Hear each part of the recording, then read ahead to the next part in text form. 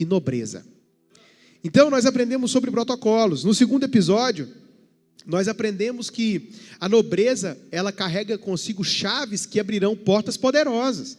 E falamos sobre Neemias. A riqueza não tem a nobreza não tem a ver com a riqueza, apesar de combinar muito bem com ela. Mas Deus levantou Davi, que escolheu ele lá no meio do pasto, de uma família pobre, para poder ser rei do palácio. Deus, ele levantou Esther, que era uma menina refugiada, para ficar no palácio, ficou um grande tempo no harém do rei, aprendeu os protocolos, chegou no palácio para poder um dia livrar o povo de Israel. A intenção de Deus é te colocar em lugares poderosos e estratégicos, a partir da mudança de mentalidade que você precisa, de um estilo de nobreza, porque Ele vai te usar para abençoar o mundo. Assim como Ele fez com Esther, assim como Ele fez com Davi. E hoje eu quero conversar com você, porque a nobreza gera excelência e influência. Daniel capítulo 1, se você trouxe a sua Bíblia, se você quiser abrir, se você quiser acompanhar comigo nesse telão de LED que nós estamos gerando, você pode acompanhar comigo. Se você quiser ligar a sua Bíblia eletrônica, também você pode ligar e ficar à vontade. Essa água está diferente hoje, que era Luana. Você está animado? Só fiz uma introdução. Podemos continuar? Diga para alguém que está do seu lado, você está numa cara de nobreza. Agora diga para a pessoa do outro lado, você está numa cara de nobreza. Diga para quem está atrás de você, não deu certo. Não funcionou. Eu estou sentindo que Deus está abrindo portas poderosas para você. Que uma nova estação está chegando. Eu estou conseguindo ver uma aceleração. A palavra de Deus para nós, nos últimos meses, quando muitas pessoas estão cansadas, quando muitas pessoas já não sabem o que fazer, para mensageiros eu estou acelerando vocês. Na chegada, na linha de chegada, quando tem gente perdendo força, você está recebendo renovo dos céus agora. Posso ler o texto com você? Posso ler o texto com você? O texto diz: no terceiro ano do reinado de Jeoaquim, rei de Judá, Nabucodonosor, rei da Babilônia, veio a Jerusalém e a sitiou. E o Senhor entregou a Jeoaquim, rei de Judá, nas suas mãos, e também alguns dos utensílios do templo de Deus. Ele levou os utensílios para o templo do seu Deus, na terra de Sinear, e os colocou na casa do tesouro do seu Deus. Depois, o rei ordenou a Aspenaz, o chefe dos oficiais da sua corte, que trouxesse alguns dos israelitas da família real e da nobreza, jovens sem defeito físico, de boa aparência, cultos, inteligentes, que dominassem os vários campos do conhecimento e fossem capacitados para servir no palácio do rei. Ele deveria ensinar-lhes a língua e a literatura dos babilônicos. De sua própria mesa, o rei designou-lhes uma porção diária de comida e de vinho. Eles receberiam um treinamento durante 3 anos e depois disso passariam a servir o rei. Entre esses estavam alguns que vieram de Judá: Daniel, Ananias, Misael e Azarias. O chefe dos oficiais deu-lhes novos nomes. A Daniel deu o nome de Beltesazar, a Ananias, Sadraque, a Misael, Mesaque, e a Azarias, Abednego. Pai, eu quero colocar nas suas mãos essa palavra que veio direto do céu, e eu te peço que ela seja como uma semente. Eu tenho certeza que em cada coração, no tempo certo, ela dará os seus frutos, em nome de Jesus. Amém. Daniel era um hebreu. Os hebreus vêm de Éber. Quando Deus começa o seu plano com Adão, Eva, eles durante um tempo foram conhecidos como hebreus. Depois os israelitas, a partir de Jacó, que teve a sua mudança de nome, automaticamente sua identidade, então eles eram conhecidos como israelitas, e a partir dos judeus da tribo de Judá, conhecidos como os judeus. Daniel era um hebreu da tribo de Judá. Ele ainda era jovem quando foi levado para Babilônia por Nabucodonosor, na primeira deportação do povo de Israel, por volta de 605 antes de Cristo. Eles foram levados, você já conhece a história, por desobediência. Então eles foram levados para o cativeiro. Nesse cativeiro, eles tinham a oportunidade de trabalhar, de construir suas casas, de ter as suas coisas. A diferença é que agora eles não precisavam fazer para eles. Engraçado, parece que já falamos sobre isso, mas essa é a realidade de vários personagens da Bíblia que foram exilados. Estudiosos entendem que Daniel tinha entre 14 e 17 anos de idade quando foi levado para a Babilônia. Ainda adolescente, mas que já havia se destacado por sua sabedoria, aparência e pela saúde do seu corpo. Observe que o rei deu uma ordem a um de seus oficiais e chefes que trouxesse alguns israelitas da família real. Porque para alguns projetos, as pessoas precisam aprender a pensar grande. Por que você tem que pensar grande? Porque o seu Deus é grande. Porque o mundo é grande, porque o céu é grande, porque o mar é infinito. Por que a estrutura da Mensageiros é grande? Porque muitas pessoas entrarão aqui nesse lugar. Por que os seus sonhos precisam ser grandes? Porque o seu Deus é grande. O seu Deus é poderoso, o nosso Deus é poderoso. Tem gente que pensa pequeno a partir da cultura que aprendeu em casa. Então, ele conversa com as pessoas sempre no diminutivo. Uma vidinha, uma viagenzinha, um carrinho, uma bicicletinha, o Maiquinho. Diga, é o Maicon. Provavelmente era franzininho, pequenininho, feinho, mas cresceu e agora é um homem. Bonito, que a mãe dele está aqui. Forte, profeta, Maicon. A não ser que a pessoa te peça, não chame ela no diminutivo. E o rei deu essa ordem, traga da família real, porque a família real tem grandes projetos. Traga jovens assim para mim. E Deus nos chamou como sacerdotes, como reis, como pessoas reais, que fazem parte da sua família. Ele disse, traga jovens sem defeito físico, de boa aparência. Então esses meninos eram bonitos, mas eles não eram bonitos na sua aparência. Eu acredito que eles andavam bem vestidos. Eu acredito que essa deve ser a definição, Miriam, porque é difícil achar um homem bonito. É muito raro. O Benjamin diz assim para mim, ô pai, eu estou bonito. Eu falo, você está bonito, Benjamin, mas homem tem que ser forte. Homem pode ser bonito, mas a principal característica de um homem, ele tem que ser forte. E a força do homem não está no músculo do seu braço, está na resistência que ele tem interior. Eu estou bonito, pai? Tá, mas você está forte. Eu sou forte. E eu, pai? Você está linda, meiga, feminina, maravilhosa, meiguinha. É assim que você está. Porque as mulheres podem ser fortes por dentro. As mulheres podem ser líderes incríveis, mas elas não podem deixar de ser femininas, delicadas. Pastor, não sei se é dessa forma. Faz um curso com a mãe, pastora Marina, ela vai te ensinar. Então traga esses jovens bem aparentados, igual o João. O João chegou aqui hoje.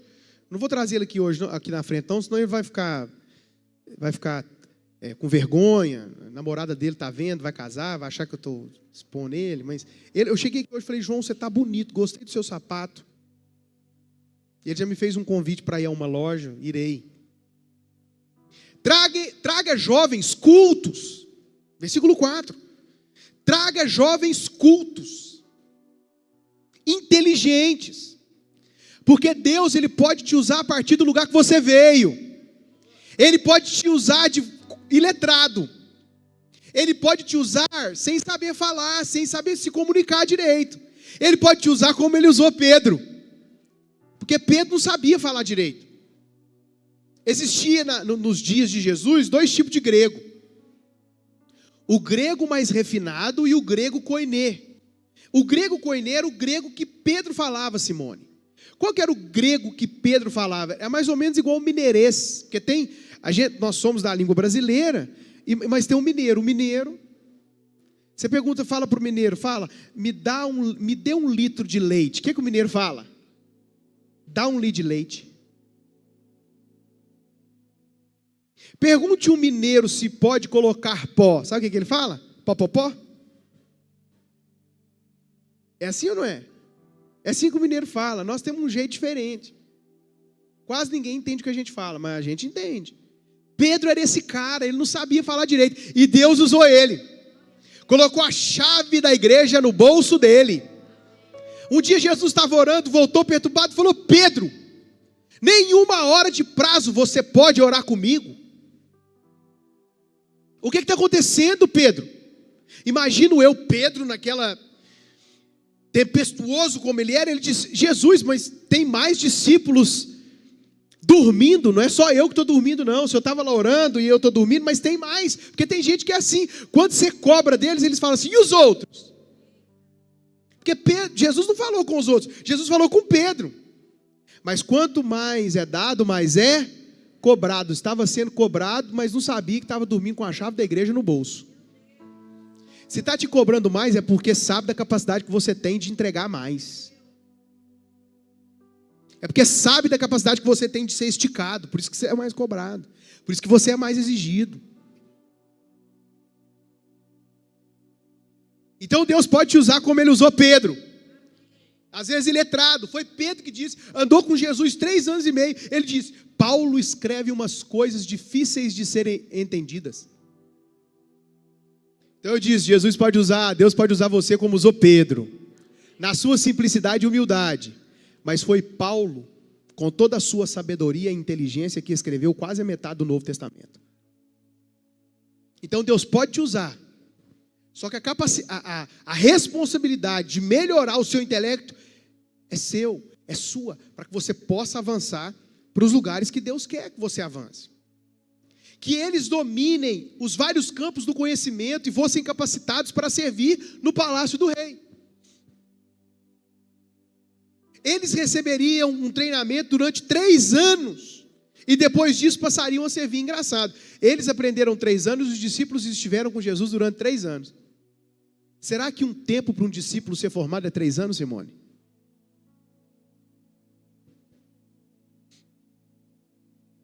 Então, esses foram os jovens que Deus levantou para transformar a cultura da Babilônia. Se você é um leitor da Bíblia, se você é um estudante, você sabe que a Babilônia tipifica praticamente o mundo. Eles foram levados para lá. E o rei colocou um banquete na frente deles. Mas Daniel se levantou e disse: permita-me, porque eu não vou me contaminar com esse banquete, porque eu sou diferente, sou separado, sou santo. Eu conversava com alguém esses dias na igreja. Vocês nunca me viram dizendo aqui que você tem que abandonar seus amigos, que você tem que abandonar os lugares que você vai a partir do momento que você tem Jesus. Mas o que eu tenho de relatos de pessoas que me dizem, semana passada foi uma pessoa que disse assim para mim: eu não tenho mais prazer de estar com aquelas amizades. Eu não tenho mais prazer de ficar me assentando em bares e ficar bebendo todas. Por quê? Porque eu encontrei alguém que transforme a minha vida e deu sentido à minha vida, porque eu ficava nesses lugares buscando essas coisas e eu vejo que não faz mais sentido para mim, porque é muito baixo. Tem lugar que é muito baixo, não é nem porque você é crente, é porque é baixo, não faz sentido você estar. Santidade combina com nobreza. Foi Daniel que serviu a grandes reis, dentre eles Nabucodonosor na Babilônia, Beltesazar na Babilônia, o último rei caldeu. Ele serviu a Dário, o Medo, do Império Medo-Persa. Ele também serviu a Ciro, o persa, um governador.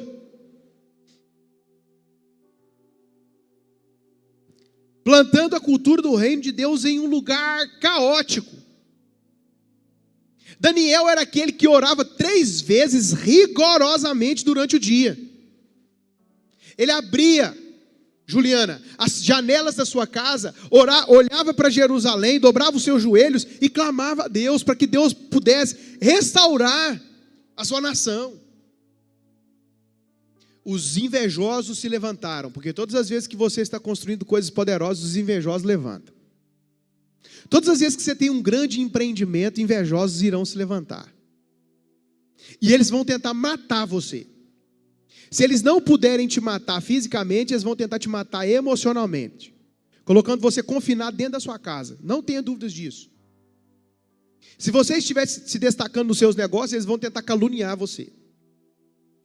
Porque quem não consegue fazer melhor tem que criticar quem está fazendo. Então ele dobrava os seus joelhos, ele orava a Deus e clamava: restaura a minha nação, restaura a minha nação. Os invejosos disseram ao rei: vamos fazer um decreto, que quem não adorar somente ao rei, nesse período de tempo, vai ser jogado na cova dos leões.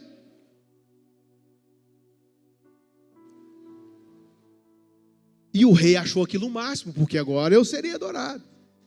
Mas ele era amigo íntimo de Daniel. Daniel, depois do decreto, continuou fazendo o que tinha de fazer. Abriu as janelas, olhava para o sentido geográfico de Jerusalém e clamava: Senhor, restaura a minha nação. Porque eu só vou me curvar diante do Deus de Israel, do Rei dos reis e do Senhor dos senhores. Aquelas pessoas, os opositores, ficaram sabendo, contaram ao rei, e agora o rei não pode voltar com a sua palavra atrás. Daniel tem que ser jogado na cova dos leões. O rei ficou triste com aquela notícia, porque era amigo de Daniel. Diz a Bíblia que o rei jejuou por Daniel, intercedeu por Daniel, e ele foi jogado na cova dos leões. Leões famintos. Diz a Bíblia que o rei não conseguiu dormir. E no outro dia, quando ele se levantou, a primeira coisa que ele foi fazer, ir na cova dos leões. Quando ele chegou lá, ele gritou: Daniel! Daniel, diga para mim que você não está morto.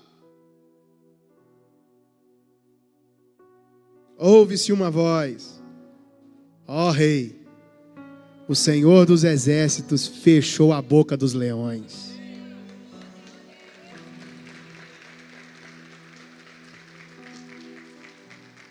Porque melhor do que te livrar da cova é Deus te livrar na cova. Sabe aquele momento que você sabe que você teve um livramento, que você fala assim: foi Deus. Se não fosse a mão de Deus, se não fosse a poderosa mão de Deus, uma vida de oração. Você sabe que sua vida de oração e jejum tem resultado quando você vê um livramento da parte de Deus. O cara orava 3 vezes durante o dia, porque ir para o Ore Comigo é fácil, difícil é ter uma vida de oração.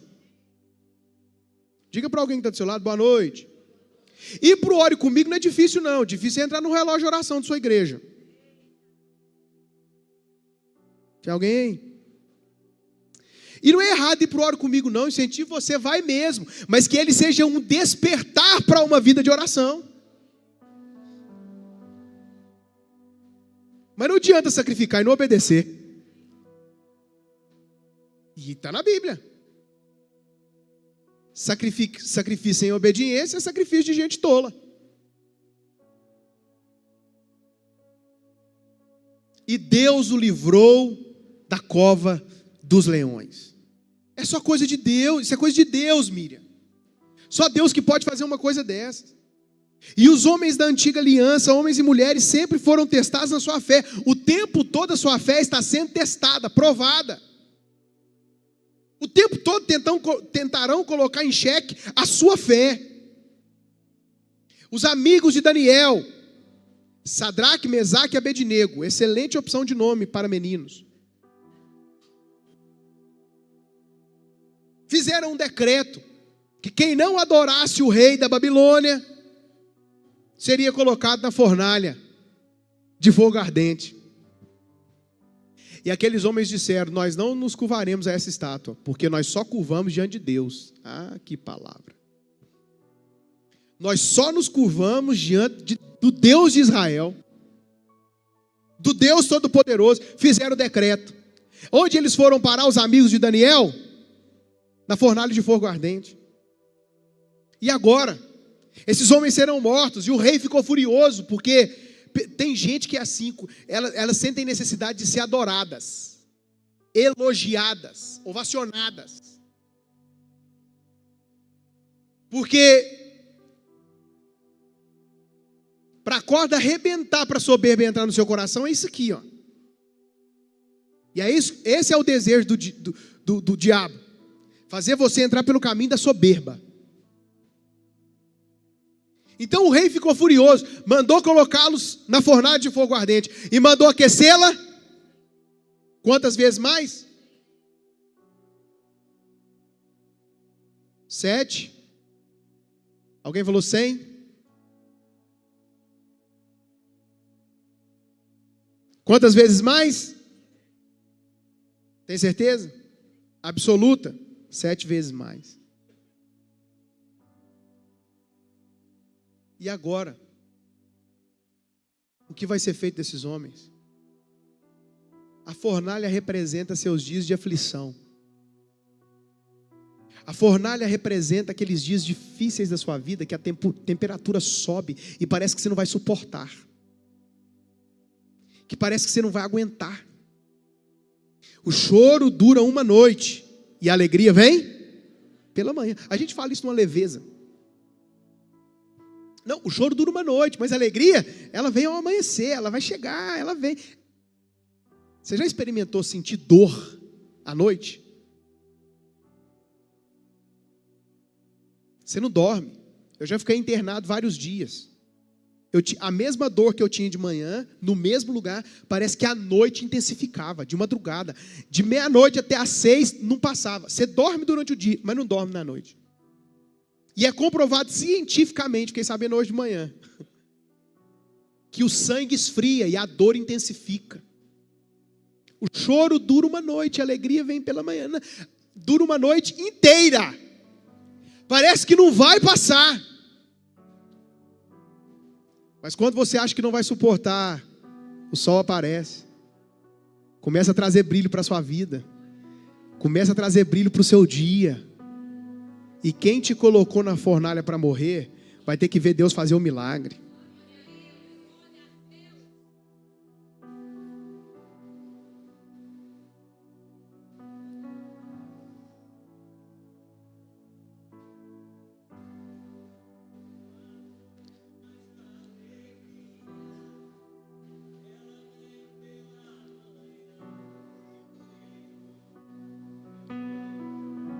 Você sabe cantar? Cante.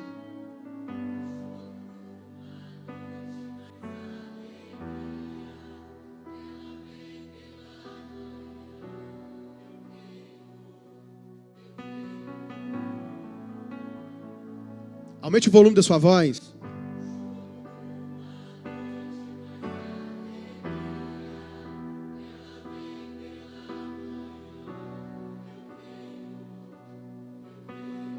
Cante para alguém que está do seu lado, profetizando. Profetize. Choro. Choro dura uma noite.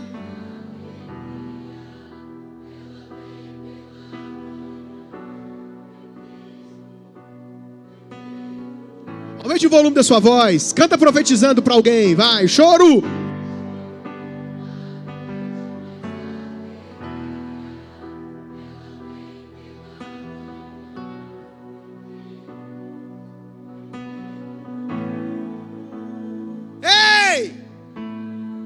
Eu não coloquei, não foi 3 homens dentro da fornalha. Parece que eu estou ouvindo 4. Quem que será o 4º homem da fornalha? fornalha, porque o Deus que permitiu você não se curvar diante de outros deuses, trará o livramento e não vai te deixar entrar na fornalha sozinho. O quarto homem da fornalha estará com você na sua vida, trazendo o livramento nos dias difíceis. Esse é o nosso Deus.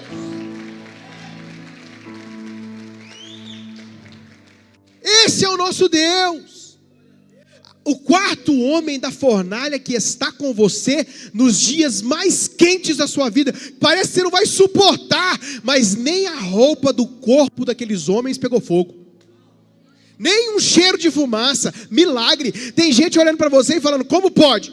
Milagre. Mas não era o fulano que andava daquele jeito? Milagre. Mas não era a fulana que andava daquele jeito? Mas não era aquele fulano que andava quebrado?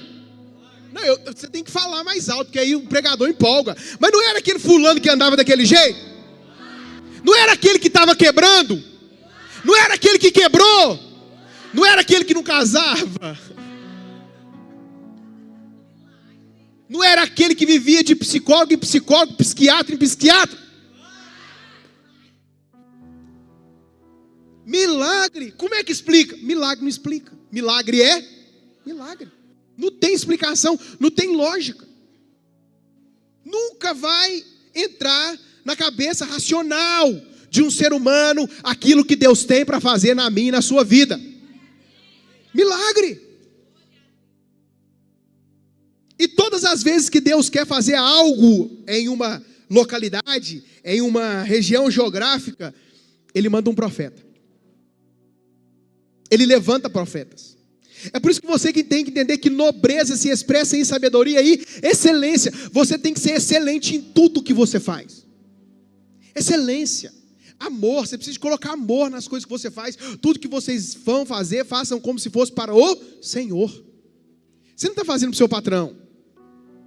Você não está fazendo para o prefeito. Você não está fazendo para o pastor. Você não está fazendo para o seu líder. Você está fazendo para Deus. Excelência. Uma das marcas registradas da nossa casa, excelência. Tudo que a gente faz, nós fazemos com excelência. Mais um ano nós estamos indo fazer um movimento para fora das quatro paredes para poder cuidar lá da nossa praia, da orla da nossa praia, do calçadão da nossa praia. Nós fazemos isso de forma excelente. Nobreza. Entenda que ela governa além das fronteiras. Esse é o desejo do coração de Deus, te levar para o mundo. Não, o desejo do coração de Deus é te levar para o mundo. Deus vai plantar mensageiros do mundo. E você vai colocar o pé na frente primeiro. A nobreza reflete o caráter de Cristo. Jesus era um cavaleiro. Eu não consigo, esses dias eu vi um sujeito jogando uma latinha de uma bebida para fora do carro. Eu não consigo imaginar Jesus tomando uma garrafinha d'água e jogando na rua. Eu abri a rede hoje e vi uma pessoa andando no centro da nossa cidade e derrubando, arrancando uma árvore. Eu não consigo ver Jesus andando na cidade fazendo uma coisa dessa. Eu não consigo ver Jesus colocando chicletes debaixo das cadeiras. Mas aqui nem acontece isso aqui. Na Mensageiros. Eu não consigo ver Jesus tratando as pessoas com falta de educação. Eu consigo ver Jesus tendo paciência no falar. Jesus perdia paciência com fariseu. Fariseu religioso, ele não tinha paciência com fariseu e religioso. Eles são terríveis. Uma mentalidade nobre é moldada pela mente de Cristo. Não é sobre status, é serviço com dignidade e sabedoria. Aprenda hoje. Um cristão que pensa pequeno nunca poderá representar um Deus tão grande.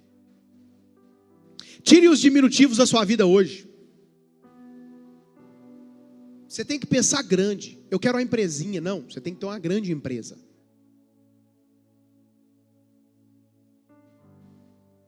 Meu sonho é pequeno, então o seu sonho não...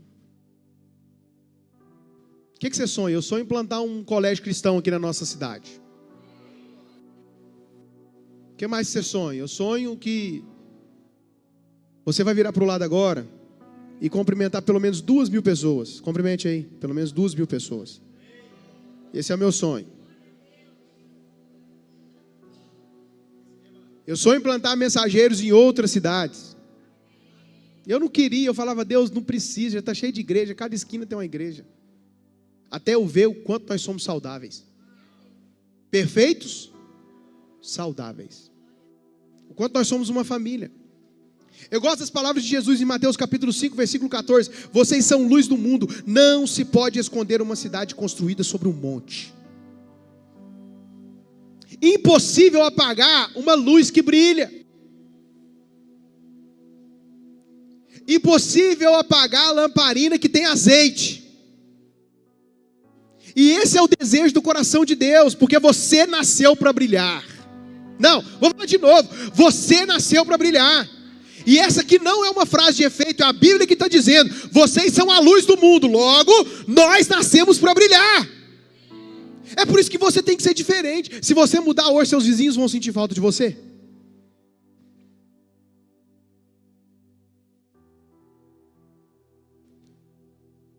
Se a sua empresa fechar hoje, eles vão sentir falta da qualidade do seu produto. Se você falar que vai sair da empresa, o seu patrão fala, pelo amor de Deus, não vai embora não, porque tem alguma coisa em você, aqui nesse lugar, que eu tenho certeza que é você que carrega. A sua ausência tem que ser sentida. Nós precisamos marcar os lugares que Deus nos permite entrar neles e estar neles. Porque faz parte do evangelho matar a fome das pessoas. Mas um evangelho que só mata a fome não é evangelho, é ONG. Jesus dava o pão. Se lembra quando ele multiplicou o pão para alimentar aquela multidão? Mas antes ele deu a palavra. Porque um evangelho que faz você arrepiar, mas não faz você mudar, não é evangelho, é emoção. Coisa maravilhosa é a gente sentir o poder de Deus aqui dentro. Coisa difícil é ficar de pé do lado de fora. O evangelho tem que penetrar na sua mente, no seu coração, trazer mudança de mentalidade e causar transformação social. Porque o número dos evangélicos estão subindo. Até 2030 existia a possibilidade de sermos a maior porcentagem da religião que predomina no Brasil. Isso agora foi para 2050. Em 2050 os evangélicos serão a maioria no Brasil. Mas os divórcios tem que parar. O índice de drogas tem que parar. O índice de corrupção tem que parar, porque o problema não está no governador. O problema não está no presidente. O problema está em mim e você, que vai na padaria e aceita um troco errado de R$5 ao nosso favor. Você só coloca e rouba aquilo que sua mão tem acesso. Você só não rouba milhões porque sua mão não tem acesso a milhões. Diga para alguém que está do seu lado, boa noite. E é isso que nós queremos na nossa cidade, transformação. E chega de Deus levantar a igreja em Lagoa da Prata para cair. Chega! Chega de Deus levantar pastores em Lagoa da Prata para cair. Chega! Deus está levantando a mim e a você para poder causar transformação social. Evangelho da salvação. Envolve o que? Cura. Cura de câncer. Cura das emoções. Curas psicológicas. Cura de doenças, morto ressuscitando, evangelho da salvação e evangelho do reino, transformação social, prosperidade, mudança de mentalidade. Às vezes nem é sempre como você se veste, é como você se comporta. Isso aqui não é uma brecha para você se vestir de qualquer forma, mas nós fomos ensinados a ser crente do lado de fora, do lado de dentro do sepulcro caiado. Ora e lê a Bíblia, práticas religiosas, mas a sua boca fala coisas que não deve. Práticas religiosas, eu oro, pastor, todos os dias, leio a Bíblia todos os dias, mas não tem transformação de vida. Tem que ter transformação de vida, tem que ter transformação de caráter. Uma cidade transformada pela glória de Deus, pela presença de Deus. E Ele chega onde você está. E onde você está para brilhar. Porque você nasceu para fazer sucesso. Ei. Você nasceu para fazer sucesso.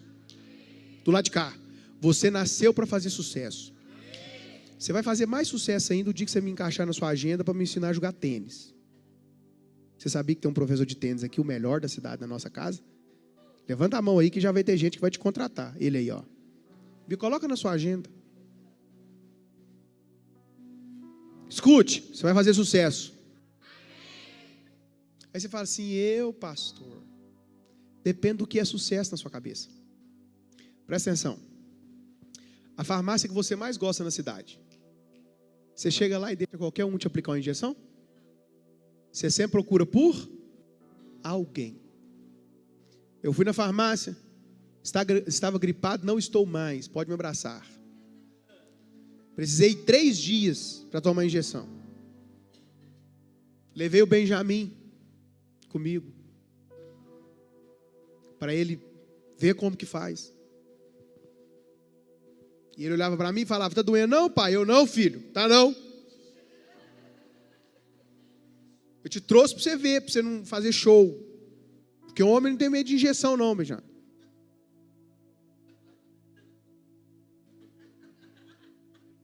Tem um aí que chorou esses dias, vou falar quem é não. Mas é porque são traumas. Não é porque não é homem não, ele é sujeito homem.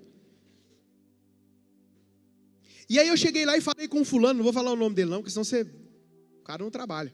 Ele falou assim, ontem eu fiquei 4 horas de prazer daquela sala lá, dando injeção em todo mundo, porque todo mundo que chega aqui me procura. Fulano tá aí? Naquela farmácia, ele é o que mais tem sucesso. As pessoas procuram por ele. Por quê? Porque ele é diferente. Ele aplica a injeção de forma que não deixa dolorido. Ele tem cuidado. Ele tem sucesso naquela área. Padaria, você quer ir em uma na cidade. Da que você é bem tratado. Tem uma padaria que eu gosto de ir, do meu amigo Luiz. Já foi lá? Como você é bem tratado? Ele e a Camila. Eles têm uma liderança servidora. O Luiz, ele é incrível, diferenciado. Sucesso. Médico, você sempre procura um que tem sucesso na área. E a manicure? Aquela que você vai lá, que cuida de você e que não fala da vida dos outros. Essa que é a boa, essa é excelente. É que não fala da vida dos outros e que não fala da vida dela. Porque se você estiver em lugares onde as pessoas falam de outras pessoas, corre desse lugar. Pessoas poderosas e com a mentalidade de nobreza falam de projetos, não falam de pessoas. Então tem manicure que ela tem sucesso. Ela é a melhor. Tem cabeleireiro que tem sucesso. Tem cabeleireiro aqui hoje? O João, cadê o João? Tá aí? Não, o João é barbeiro. Olha lá, ó. Tem mais aí ou não? O Everson, cabeleireiro? Não, barbeiro. Tem mais? Tem não. Hoje tinha um de manhã aí. Sucesso. Personal? Tem 2 aqui na casa. Tem 3, cadê a outra? Faz sucesso. Levanta a mão que eu estou vendendo peixe de vocês aí. Levanta a mão. Ih, levanta. Isso aqui, ó. 2 eu vi aí. 3, você também é, Júlia? Não. Ah, não. Você faz sucesso na sua área. Olha essas cortinas. Você quer colocar uma cortina na sua casa? O Jean e a Juliene. Olha isso aí. Que elegância. Deixou a nossa casa mais elegante, sim ou não? O projeto de som, dessa vez aqui do palco, foi desenvolvido pelo Lucian. Ele está aí hoje? Está lá, ó. Acende a luz aí, deixa o pessoal ver ele. Vamos aplaudir o Lucian. Todas as vezes eu tinha que ligar para um amigo meu lá de Arcos. Ô Jonas, me ajuda. Deus foi e trouxe um cara para cá. Inteligentíssimo, Lucian. Eu já orava e não sabia que era você. O dia que você chegou aqui, que você pegou na minha mão, eu falei, quem que é esse cara? Você estava nas minhas orações e não sabia. Sucesso. Você faz sucesso. Você é o melhor na sua área. Deus te levantou. Às vezes o seu problema é que você fica pensando em sucesso a nível de Brasil. Deus pode te levar também. Ele pode te levar. Mas você já faz sucesso. Pet shop da cidade, qual que é o melhor? Tem outro aqui não.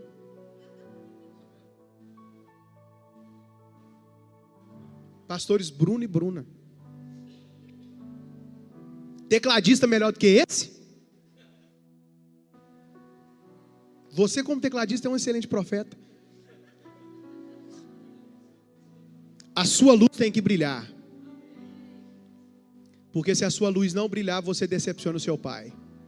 O filho que não cresce, não se desenvolve, decepciona o seu pai. Vocês são a luz do mundo. E você nasceu para brilhar. Diga para alguém que está do seu lado, você é a luz do mundo. E você nasceu para brilhar. Para terminar.